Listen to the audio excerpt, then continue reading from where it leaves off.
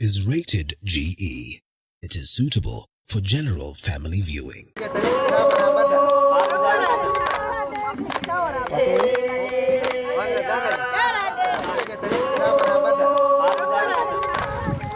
Climate change and food insecurity pose two of the greatest development challenges of our time.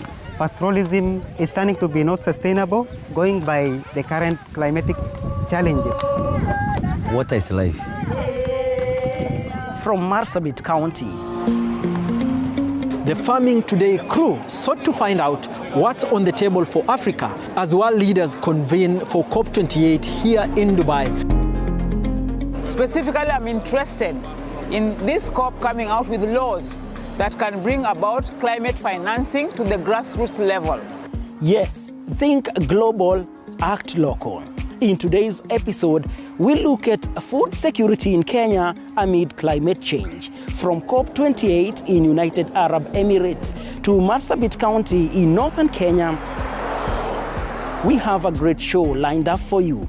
But first, let's start with our Food for Thought segment, which is done in the context of COP28 in Dubai. The United Nations Climate Change Conference stresses the importance of collective action to stop climate change. My name is Elijah Mwangi. Welcome to the program. The climate crisis is already having devastating impacts on communities in Africa.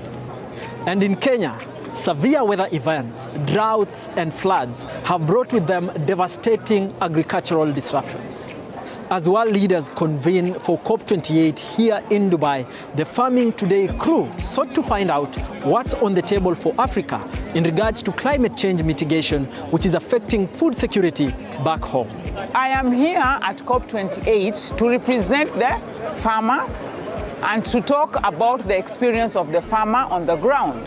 I want to see a scenario whereby the farmers are able to share their ideas and they are able to get funding from the government to be able to do the ideas that they are thinking are doable in the community. One thing I want to say is our grassroots farmers have a lot of information, a lot of indigenous knowledge, but they cannot put it into English, so we are looking at a way of getting this information, collating it together to be able to look for this funding for our grassroots communities. We are here to also see how FLOCA, the financing locally led climate adaptation actions, can reach our communities. This is a fund that has come from the World Bank and has already been disbursed to our various counties. Siaya is one of them. So a number of things have been put in place. The Climate Action Bill is already there. The World Climate Committees are already there. We are ensuring that the women's voice is being represented in those various committees. Now, when their voices are represented in these committees, it means then that their voices are going to be heard and the kind of actions that they want to take will be easily funded by the government. We need finances. So one of the key expectations I expect out of this COP28 is how FLOCA funds are going to reach down to our communities. I'm looking at loss and damage, because our women have gone through a lot. Our countries have gone through a lot in terms of loss and damage. So if this money is able to be accessed by the governments, can this money trickle down to get the communities who are affected by climate change and are really working on climate change, so that their work becomes easy and they're able to contribute to the national determined contributions through their various small little actions. By investing in agriculture, we should try and encourage issues to do with water management. Now we are having El Nino in the country, so now we should take the advantage to tap huge amounts of water in order to be able to channel the water that we're going to harvest into agricultural projects. And this is something that we should try and hold at our households levels. We should try and tap water in as much as we can in order to sustain us. Farming does very well in Kenya and different parts of the country. We have good soil, and it is best that people get to understand which crop does well in which sector of the area, and that will really save us issues to do with hunger, health, and also schoolwork and education. So it is very important to take advantage of the rains that we have now to be able to improve on our agricultural and farming systems in Kenya. Now let's bring the conversation closer home and listen in to what President William Ruto, the coordinator of the Committee of African Heads of State and Government on Climate Change, had to say during his keynote address at Africa Day here at COP28. Kenya has been besieged by relentless torrents that have claimed lives and displaced countless communities. The ensuing injury, loss and damage extends beyond immense human toll to the destruction of vital infrastructure and the disruption of critical supply chains across many vital sectors. Going forward, clear, actionable roadmaps for implementations are required. In turn, these call for a unified global effort to mobilize the necessary capital for both development and climate action. High-level conversations there on climate financing. Whether that will be actualized, only time will tell. For now, let's shift focus and see how farmers are dealing with climate change back home.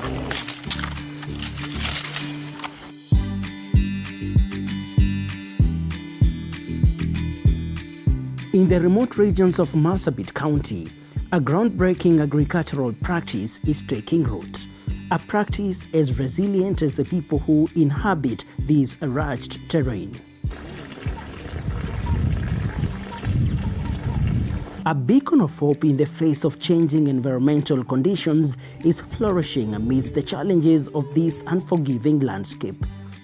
In this challenging and arid landscape of Laisamis sub-county, where the land itself seems to defy cultivation, we introduce you to Nairobi Food Project. Here, water is a scarce resource. Indeed, it's when wells dry that we get the worth of water. A statement that residents of Marsabit County understand all too well. Amid these challenges, development partners such as the Anglican Development Services ADS Mount Kenya East have successfully implemented water projects in this region. Alfred Lemasai is the Senior Assistant Chief in Nairobi. He takes us through the remarkable change as a result of the food project. There's life. Right now, maize, we are growing in a desert in Laisamis. There's no any other place that you go and meet maize is being grown. We have done several harvests here. Also, nutritional level, malnutrition level has gone down. And I like it because we have skuma there, you can see, we have greenhouses. And other donors, after seeing us doing some little thing that have teached that, that's the reason why they come and engage to us. And that's the reason why we are right now where we are. On the world scale, I think the best thing, first point, people participatory. Next, institutions or the authority which is there. Pass the community, teach them capacity building. After that, they will accept. And they have seen little as the way these chambers are. It's little. But extension, they have seen there's something which can come from this soil. Our people didn't know that this soil has a capacity to make them feed them from these climate change effects.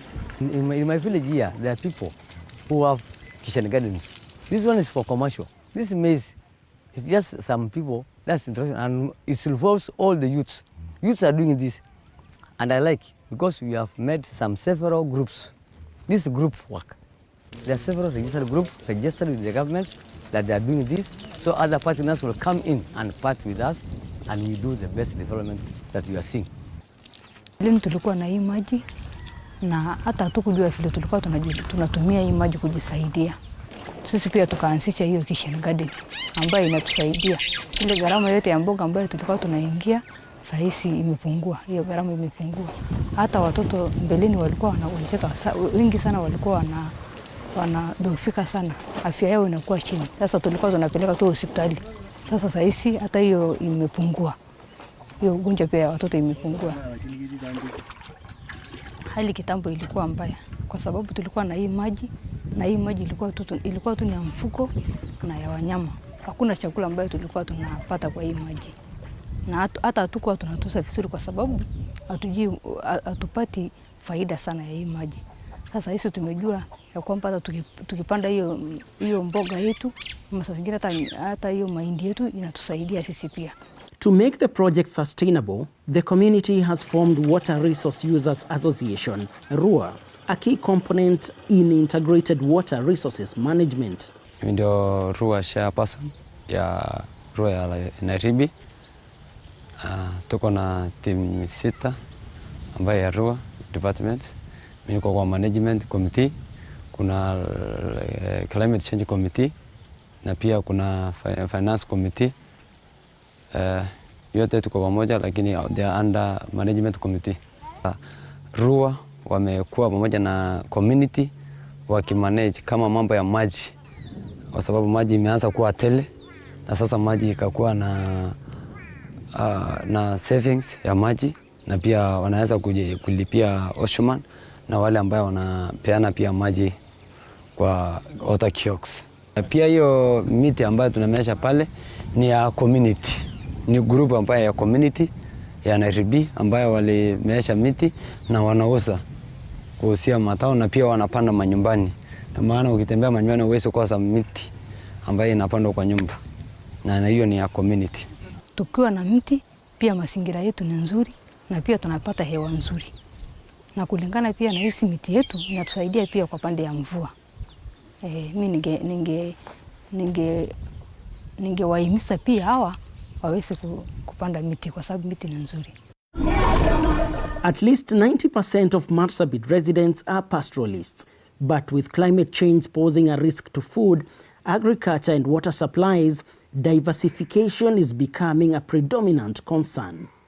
Pastoralism is turning to be not sustainable. We are not doing sustainable livestock production because we are keeping so many livestock which cannot be sustained by going by the current climatic challenges. There is climate variations in our area. Climate change is real, it is with us. That means that we have to cope with the challenges. We need to think of ways of overcoming these challenges. One of it is to diversify our livelihood. So it starts with attitude change. We need to work on the attitude of the pastoralists so that they can embrace farming also. Now, let's venture to the remote region of Kiritiri, Mbere South constituency in Embu County. We meet Phyllis, busy taking farming to a whole new level with value addition. And this is how she transforms her produce into marketable products. Mandizi, nikienda nichune kwa shamba, nakuja nayo, ninaosha. Natoa ile mwisho ya ndizi na ile ingine halafu nakatakata. Nakausha pamoja na hiyo makanda yake. Ikikauka sasa, ndio napeleka sasa kwa kisiagi. Kama ni malenge mbandu, nikitoa kwa shamba, nakuja nayo ninaosha. Nakata na katikati, natoa ile uchafu iko ndani, natoa hizo mbegu, naweka kando, ninaosha. Malenge yangu nakatakata pamoja na makanda yake, nakausha. Hiyo sasa ndio nasiaga unji. Kama ni nduma kwa sababu inakuanga na uchafu, hiyo sasa natoa makanda. Kasava vile vile natoa hiyo makanda, sababu hiyo iko na uchafu. Nakatakata, naweka kwa jua, sinakauka, hiyo sasa hizi siko hapa na siaga. Unaweza itumia kukunywa unji, ikiwa unji.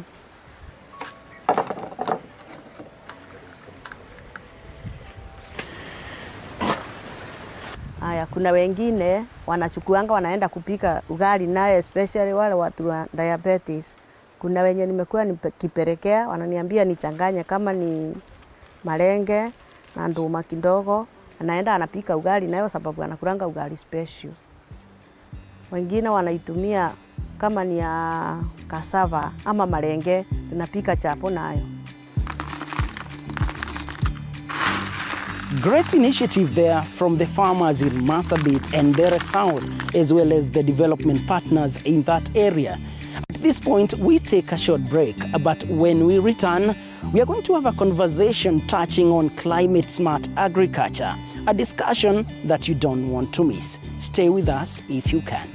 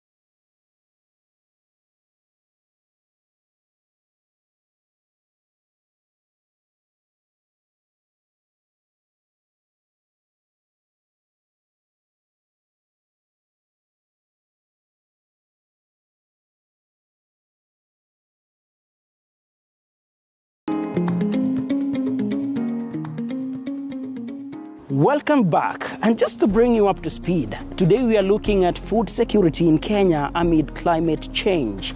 As climate change continues to break down food systems in many parts of the country, with the most affected places being the arid and semi-arid lands, there is a dire need to adopt climate-resilient crops.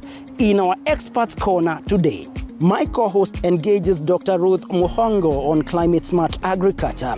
Dr. Muhongo is the advisor, agriculture and natural resource management at Self-Help Africa, an international development organization dedicated to ending hunger and poverty in rural Africa. Climate change challenge faced by farmers in the arid and semi-arid areas is a lack of rainfall. This leads to lack of water for irrigation or limited amounts of water that is to be used for irrigation by the crop farmers. This contributes to either low yields or no yields at all. And at times when there is no rainfall, crops also are exposed to attack by pests because there is a pest infestation in such areas. The second challenge comes with heavy rainfall in case it happens. In arid and semi-arid areas, we know that the vegetation cover is low, and therefore if it happens to rain, flooding occurs, and with this, the top fertile soil is swept away, and in case a crop is introduced later, then it needs to be supplemented with nutrients for its proper growth and development that contributes to improved yields. The other problem is excessive temperatures in the arid and semi-arid areas. You know that when the temperatures are high, then there is increased evapotranspiration, loss of water from the plant leaves, and also loss of water from water bodies or from the soil surface. And so moisture is easily lost, and the plants will not have enough for its own growth or enough for its own photosynthesis or manufacturing of its own food. So maybe you can tell us how farmers can adapt to some of these challenges they face. The number one strategy is land restoration or land reclamation. For example, the degraded lands that do not have cover crops or vegetation cover, should be restored through tree planting or reseeding, planting grass, and the various ways of tree planting or tree growing. The best approach that can work in the arid and semi-arid areas is through what we call natural regeneration. And in this case, trees are allowed to grow, trees are taken care of. Maybe stumps, trees that have been cut before, the stumps are allowed to regenerate, regrow, and the tree is taken care of, probably through manuring or just heaping soil around it, creating sort of a basin for the basin to capture some water to help this tree to survive even during the dry periods. Another simple approach is through mulching. Like when a farmer is doing a specific crop, the farmer can use organic matter, grass or tree leaves to just do proper mulching in his or her field to ensure that moisture is conserved for further use. We have a big approach known as conservation agriculture. I know many people have heard of conservation agriculture. And under conservation agriculture, we have minimum tillage or zero tillage that reduces the level at which the soil is exposed to the high temperatures during the day. And with minimum tillage, you are allowing only minimum breakage or disturbance of the soil, and also reducing on greenhouse gases that contribute later to global warming or climate change. We also have intercropping, and with intercropping, you're looking at the staples like maize being intercropped with legumes like beans or soybean, cowpea, green grams. And in doing this, you're already diversifying, bringing about the aspect or component of nutrition into households, And you're also improving on soil fertility because the legumes contribute to nitrogen fixation through the process known as biological nitrogen fixation. Okay. We also have cover cropping under conservation agriculture. And with cover cropping, you are controlling soil erosion. And there are other cover crops also that are legumes that contribute to nitrogen fixation. There's another component of water for livelihoods. That is another approach, water for livelihoods. You go into water harvesting. And water pans can be used for harvesting surface runoff, which can still be used for crop irrigation and for watering of livestock. Let's talk about diversification. Crop diversification is very important in the sense that different value chains or different products, crop products, have different niches in the market. And before one goes into the crop diversification, then he or she should know the reason as to why they are to produce a given crop. If they are producing for a given market, then they must be sure that the market exists and they're producing to sell and not producing and then look for the market. They should produce to sell or produce for the market and not produce and sell. Okay? And so diversification will be determined by the factors that are existing, the reason as to why the diversification is to take place.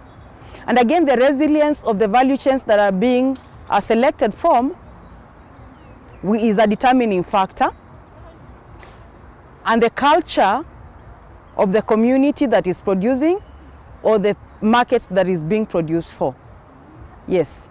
So, and the returns that will come from that given enterprise or value chain.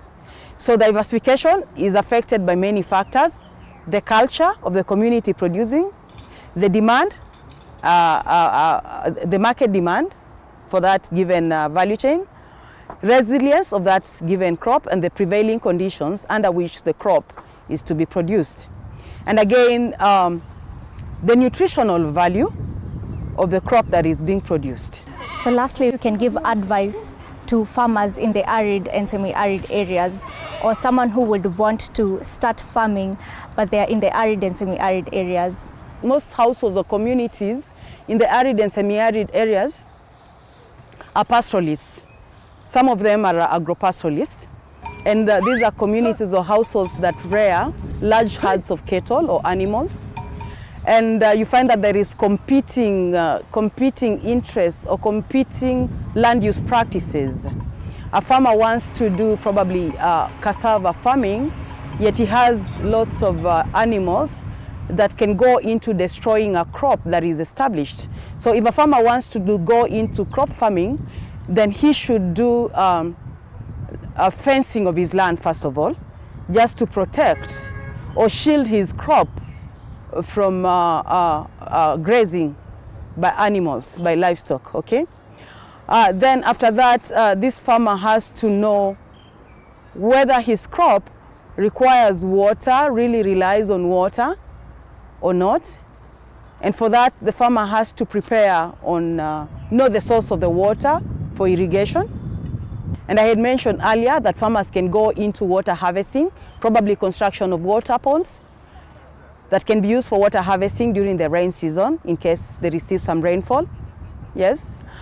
And this farmer should also go into proper selection of indigenous tree species that can do well even in these arid conditions, and try to invest into agroforestry. Agroforestry is where we combine tree growing and crop farming.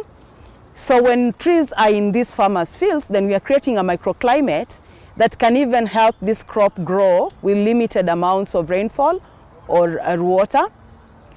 This farmer should also go into soil and water conservation. I mentioned that soil and water conservation helps us conserve the fertility of our soil and even the water that is needed for crop production.